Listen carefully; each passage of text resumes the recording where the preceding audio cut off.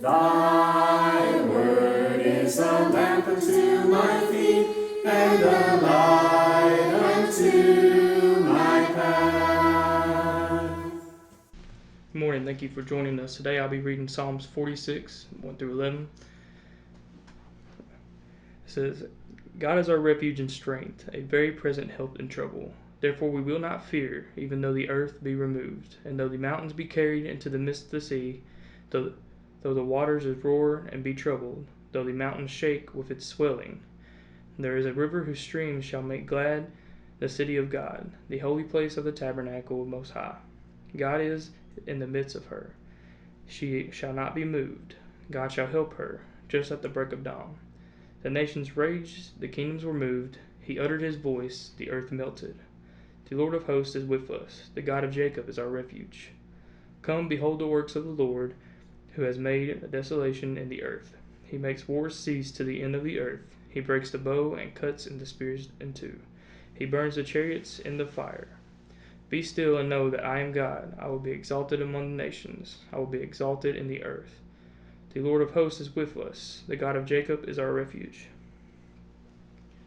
One of the things I like about this verse is refuge is being used a lot. In the first verse it says, God is our refuge and our strength, a very present help in trouble. And I looked up the word refuge because I wanted a good definition, and basically it is a condition of being safe or sheltered from pursuit, danger, or trouble. And as you see in the next two verses, there's a lot of commotion going around. There's earth being removed, the mountains being carried into the midst of the sea, the waters roar and be troubled, the mountains shake with its swelling.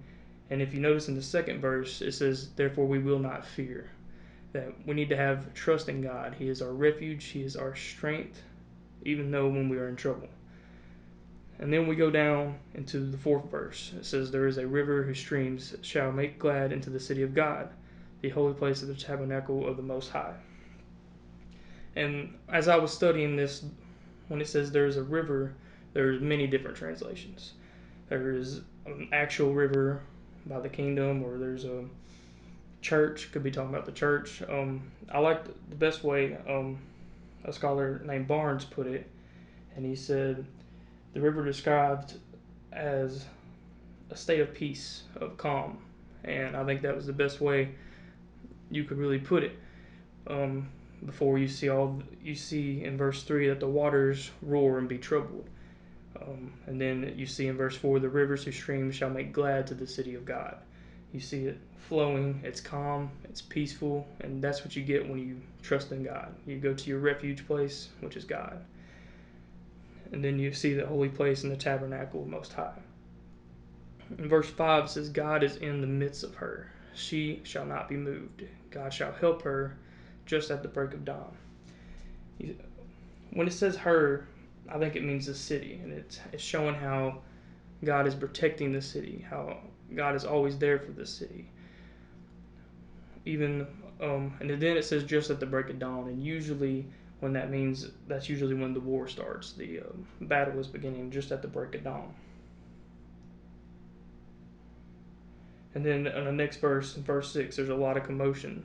It says the nations raged, the kingdoms were moved, and there's a lot going on. Then God uttered his voice, and he spoke his commandment. And then it says the earth melted, which everything dissolved, everything calmed down, the danger went away, showing that God is there to protect her, the city, in general.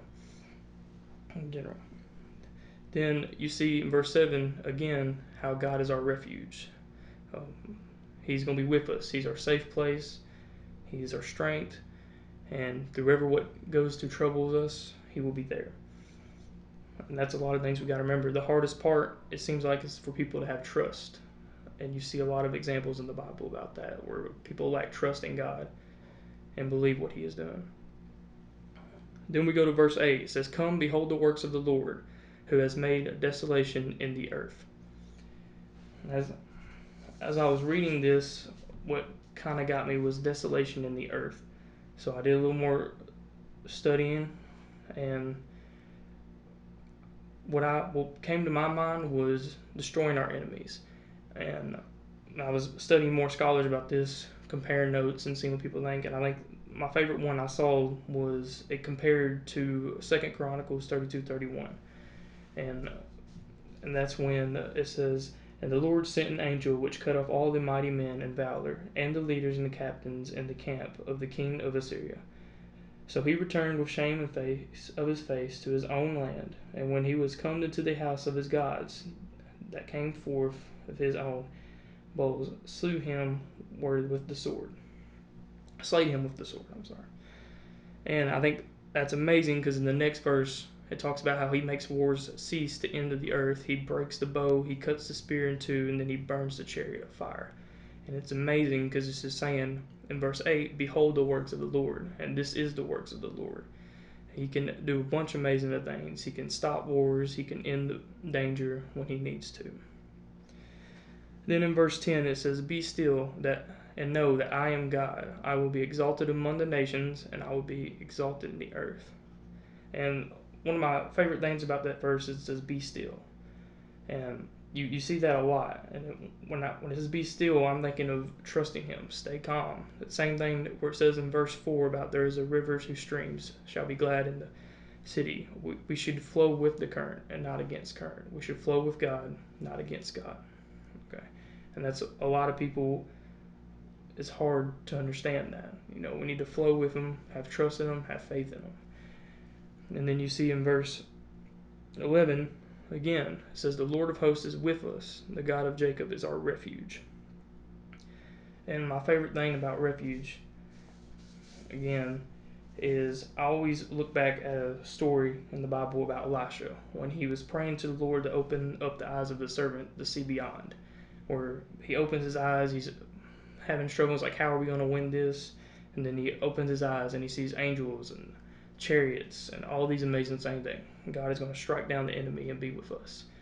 And that's what I love about this passage. It says God is our refuge and strength and our very present in trouble in verse 1. And that is amazing to me. And I hope this helps us know that we need to trust God in whatever happens, have faith in Him, and know that He is our strength and refuge.